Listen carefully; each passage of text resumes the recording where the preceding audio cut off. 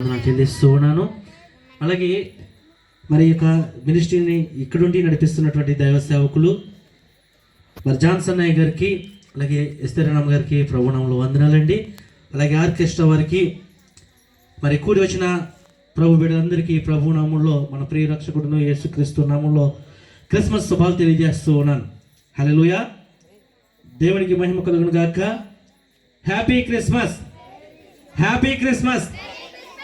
అయ్యో, ఎవరిలోనూ సంతోషం కనబడట్లేదు అనుకుంటా. క్రిస్మస్ అంటే ఏంటండి? క్రిస్మస్ అంటే ఏంటి? క్రిస్మస్ అంటే క్రీస్తు పుట్టినరోజు అంటారు, అంతేనా?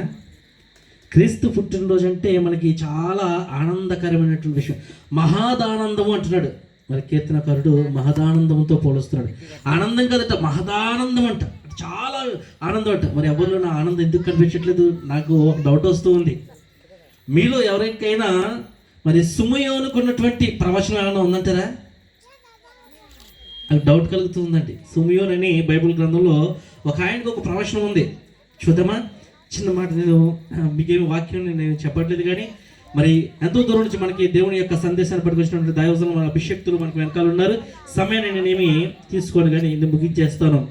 మరి లోకాసు వార్త 2వ అధ్యాయము 25 నుంచి 29 వరకు వచనాలు చూస్తే అక్కడ సుమయోను అని ఒక దైవ సేవకులు కనపడుతూ ఉన్నారు. ఈ దైవ సేవకుడికి మరి పరిశుద్ధాత్మ ఒక ఆయనకి వరాన్ని, లేదంటే పరిశుద్ధాత్మ ఒక విషయాన్ని ఆయనకి బయలుపరిచింది. ఆ విషయం ఏంటంటే, నువ్వు ప్రభువును చూడక మునుపు చనిపోవు అంది. అంటే అర్థం ఏంటి? ప్రభువు చూడక ముందు చనిపోవు అంటే ప్రభువుని చూస్తే చచ్చిపోతాడు. అర్థమవుతుందా? ప్రభువుని చూస్తే ఆయన చనిపోతాడు.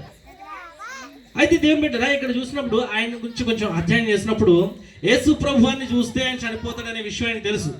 ఈ ప్రవచనం, ఇచ్చినటువంటి ప్రవచనము ఎవరో ఒక సాధువు, లేకపోతే ఒక మనిషి, ఒక జాతకాలు చెప్పుకునేవాడు, లేకపోతే ఒక పెట్టె తగిలించుకుని చిలక జాతకం చెప్పుకునేటటువంటి వాడు చెప్పినటువంటి ప్రవచనము కాదు.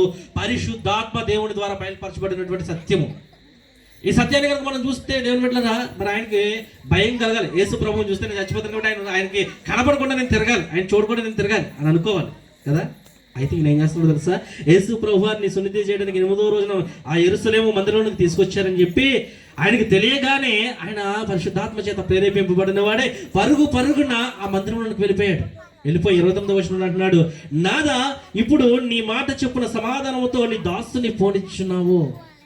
ఈ మాట చూస్తే నాకు చాలా ఆశ్చర్యం అనిపించింది. దేవుని బిడ్డలారా, చచ్చిపోతానని తెలిసినటువంటి వాడు యేసు ప్రభువుని చూసి చెప్తున్నటువంటి మాట, నాదా ఇప్పుడు నీ దాసుని సమాధానంతో పోనిచ్చుచున్నావు అంటున్నాడు. అప్పుడు నాకు ఒక ఆయన గుర్తొచ్చాడు. ఒక ఆయన ఈ లోకంలోనికి మరి మన రక్షకుడు రాక మునుపు మన భారతదేశంలో వేదాలు అని చెప్పబడే వాటిలో ఒక ఆయన ఇలా మాట్లాడుతున్నాడు. తన తండ్రి చేసినటువంటి భక్తిని, తన తాత చేసినటువంటి భక్తిని, వారి తాతలు చేసినటువంటి భక్తిని ఆయన నేర్చుకుని, తద్వారా ఆయన కూడా భక్తిలో పెరిగి దాని ద్వారా ఏ విధమైన ఉపయోగము లేదు, నిరుపయోగము అని గ్రహించినటువంటి ఆయన అంటున్నాడు, అసతోమా సద్గమయ తమసోమా జ్యోతిర్గమయ మృత్యోర్మా అమృతంగమయ అని ప్రార్థన చేస్తున్నాడు. అయ్యా, నేను అసత్యంలో నడుస్తున్నాను, నన్ను సత్యంలో నడిపించు.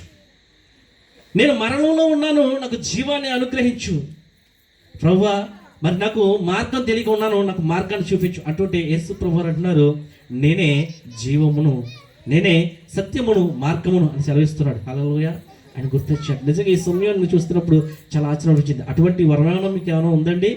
ఎవరు కూడా మరి యేసు ప్రభు పుట్టాడంటే ఆనందం కనపట్లేదు, హల్లెలూయా చెప్తే హల్లెలూయా చెప్పట్లేదు. మరి లేకపోతే ఒక క్రిస్మస్ గ్రీటింగ్స్ చెప్తుంటే ఎవరు కూడా ఉలకట్లా పలకట్లా. ఆయన మేము పలికితే ఏమైనా మనంగిని వెళ్ళిపోతామని ఏమైనా ప్రవచనాలు ఉన్నాయా? దేవుడికి మహిమ కలుగును గాక. ఈ రోజున చూస్తే దేవుని బిడ్డ, ఈ సుమయోన్ గురించి నేను చూసినప్పుడు మన దైవజనులు జిఎల్టీ మినిస్ట్రీ అధ్యక్షుల వారు ఆయన్ని నాకు చాలా మరి ఆ సుమయోన్కి ఉన్నటువంటి దగ్గర సంబంధం నాకు కనబడుతూ ఉంది. ఎందుకంటే ఈ సుమయోన్ గారు యేసు ప్రభువుని చూస్తే చచ్చిపోతాడు కదా.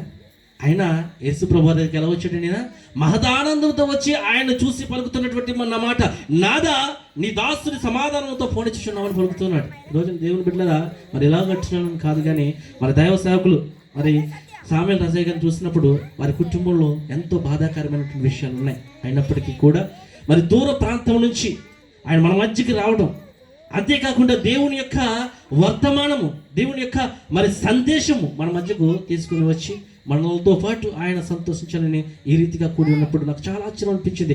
సుమయోనుకున్నటువంటి ఆ యొక్క ఆనందాన్ని ఆయనలో నేను చూస్తూ ఉన్నాను. దేవుని బిడ్డలారా, దూర ప్రాంతం నుంచి వచ్చిన వారికి ఇంత ఆనందం ఉంటే మరి ఇంత ఖర్చు పెట్టి మీరు ఇంత ఖర్చు పెట్టి మరి ఇంత చక్కగా అరేంజ్మెంట్ చేసిన మీలో నోట నుంచి ఒక్క స్తుతి కూడా రావట్లే. దేవుని బిడ్డలారా, మరి ఈ ఆనందాన్ని మనందరము కూడా పంచుకోవాలి.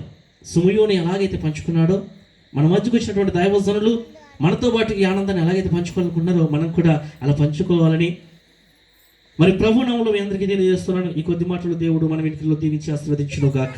ఆమేన్. దేవుడికి స్తోత్రం.